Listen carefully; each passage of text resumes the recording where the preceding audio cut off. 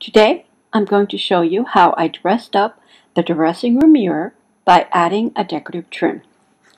The mirror was just a plain frame. There were two large mirrors in the area over the garden tub. This used to be a bathing area, but I removed the garden tub because we were not using it.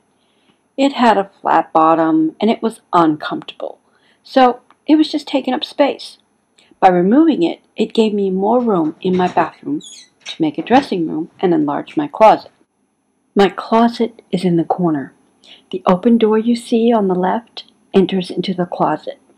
My plan is to move the closet door around the corner to where the mirror is, which will allow me to expand my closet up to the left. I used a flat spatula to loosen the frame of the first mirror from the wall. The frame came off relatively easy, but the mirror was a bit more tricky because it was glued to the wall with some double stick tape. I was unsure just how much double stick tape was holding the mirror in place and in precisely what location. I had to use a long, sharp knife inserted behind the mirror to gently cut the sticky tape, working my way around the mirror. No, I didn't break the mirror in the process because I was careful. I had this braid trim in my shed that was purchased for a previous project that I wound up not using. Well, it was enough for this project.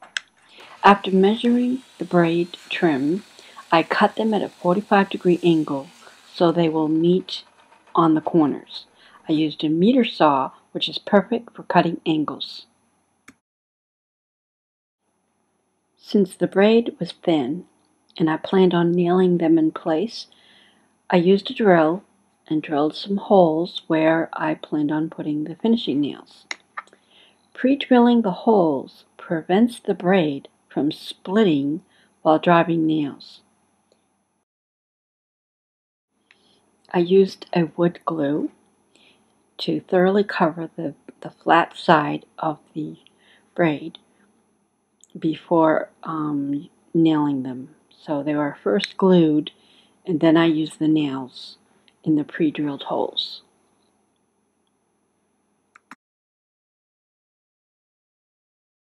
I glued the trims in the center of the frame, pressing them firmly and not taking any chances of the frame splitting. I also did a pilot hole in the frame as well, using the same holes that I had previously drilled in the braid. Now the drill bit is slightly smaller than the size of nail that I use.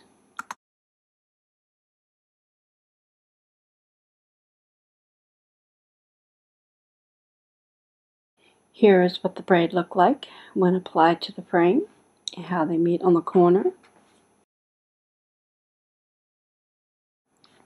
Then using a wet rag, wash off the excess glue that may have seeped out around the edges. I had enough braid to do not only the dressing mirror but also the vanity mirror, so that worked out perfect. And then I painted the frames so that everything's nice and white. I wanted to place a shelf above the mirror, so I found these rustic looking wrought iron shelf holders. I used decorative hat boxes to keep my hair accessories.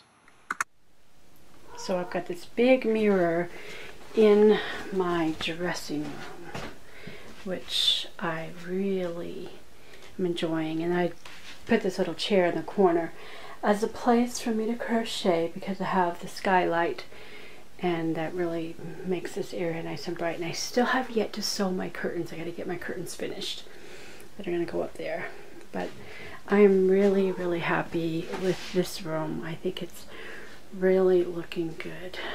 And the cool thing is, opposite the closet is the dressing mirror, so I can, see what my outfit looks like very easily. I also put the same trim on the vanity mirror in the bathroom. And I built that shelf in the corner. So this is what the mirror looks like when it's painted. I painted the molding, and at the top of the mirror I added this shelf with this cool wrought iron that looks kind of rustic. I just really like that. So the mirror is no longer just plain. It's actually quite decorative and very pretty. Now I still have one more thing I want to do to the mirror, but for now I'm happy with it.